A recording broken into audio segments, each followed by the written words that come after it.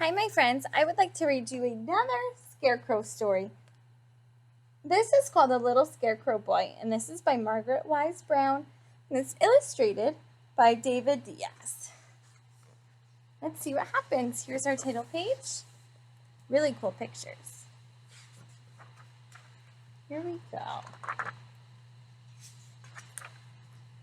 Once upon a time, in a cornfield, there lived a scarecrow and his scarecrow wife, and the little scarecrow boy. Every day of the world, Old Man Scarecrow went into the cornfield to make faces at the crows. And every day of the world, his little scarecrow boy wanted to come too.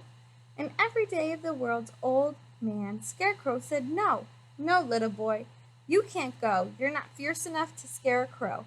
Wait until you grow." So every day the little scarecrow boy stayed at home all day and just grew.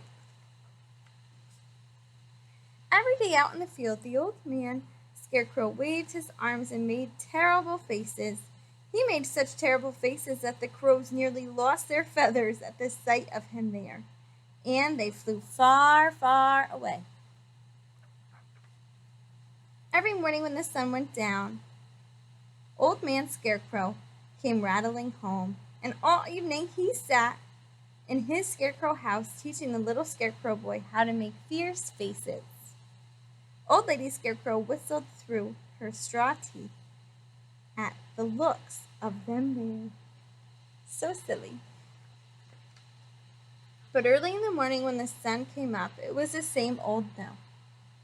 "No, little boy, you can't go. You're not fierce enough to scare a crow. Wait until you grow." So the little scarecrow boy stayed at home all day and just grew.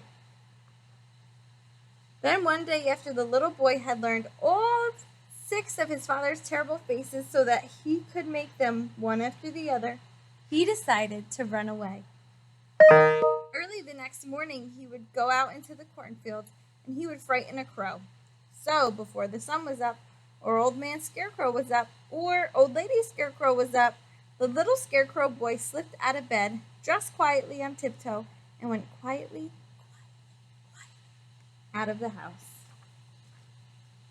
Over to the cornfield, up on his father's post, in his father's place.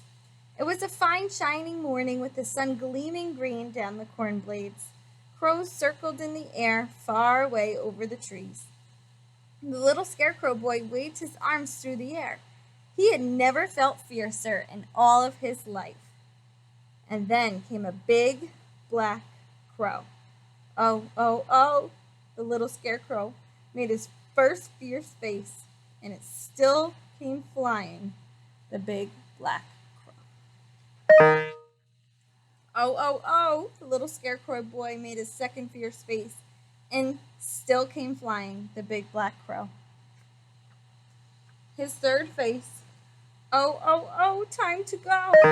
So the little scarecrow boy ran and he ran down the corn rows.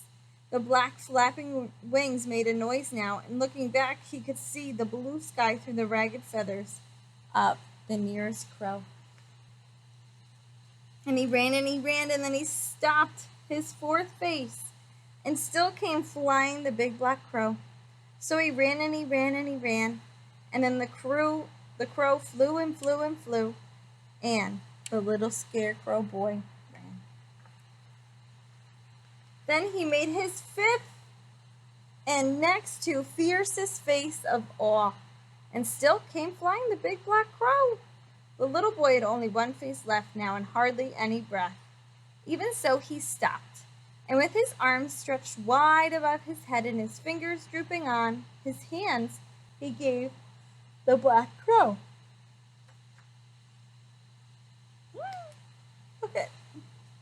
And the sixth face, and whoa! The old crow flew backwards through the air, feathers flying everywhere, until there wasn't even a shadow of a crow on land. A scarecrow at last. The little scarecrow boy knew that he was as fierce as a scarecrow as there was in all the cornfields around the world. And then he saw a shadow in front of him, and he looked up, and there behind him was Old Man Scarecrow, his father. and his father was proud of his little boy who had made all 6 faces at the crows. And he picked up the little Scarecrow Boy in his scarecrow arms, and they went home to breakfast. And when the little Scarecrow Boy grew up, he was the fiercest scarecrow in all the fields in the world. The end. I hope you enjoyed this story about the little Scarecrow Boy. I'll see you soon.